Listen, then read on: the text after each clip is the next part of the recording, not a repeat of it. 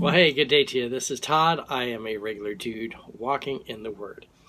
Hey, we are episode 112 today, and it's entitled "Another Example of God." Another example of the God of grace. Okay, and this is taken from Exodus 33, 1 through 6.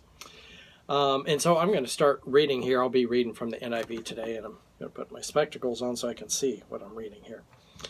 It says this: Then the Lord said to Moses, "Leave this place, you and the people you brought up out of Egypt, and go to the land I promised on an oath to Abraham, Isaac, and Jacob, saying, I will give it to your descendants." Okay, easy instructions there.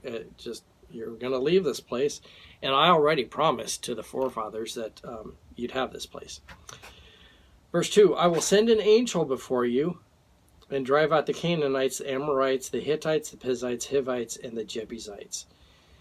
Go up into the land flowing with milk and honey, but I will not go with you, because you are a stiff-necked people, and I might destroy you on the way.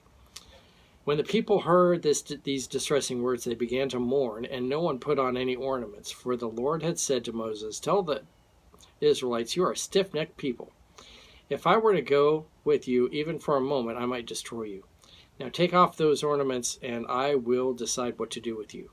So the Israelites stripped off their ornaments at Mount Horeb.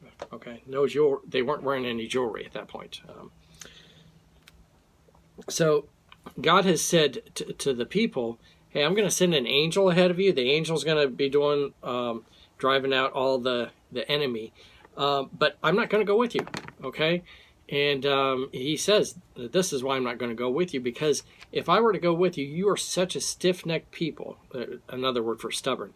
You're such a stubborn people that I might destroy you. Okay? Because God has kind of had it up to here. It was just before this where they had the golden calf incident.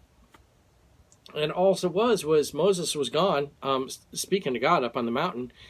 And then the people, was like, oh, I wonder where Moses is. Well, he's obviously up on the mountain there, but he's been gone for so long. And so then they made an idol there and started worshiping that idol. So that makes God angry. That would make me angry too. But now God is saying, okay, time to go. You're going to go, but I'm sending an angel ahead of you. I'm not going to go with you because you are a stiff-necked people. This here is an example of a God of grace. God is like, I'm going to step back and have this angel go before you, because if I were to go with you, I might kill you because you're doing such wicked things and continuously. And so he's stepping back, showing his grace here. So this is, like I said, just another example of a God of grace. And you can look at it and go, oh, he's such a mean God and stuff. Oh, no, I think we all would be like that if we were God and the people were dissing us and disrespecting us like that. We would be the same way if we were God.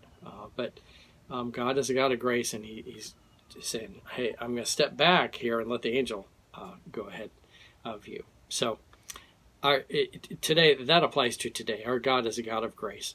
I deserve so much of hell and death, but he has given me eternal life through his grace.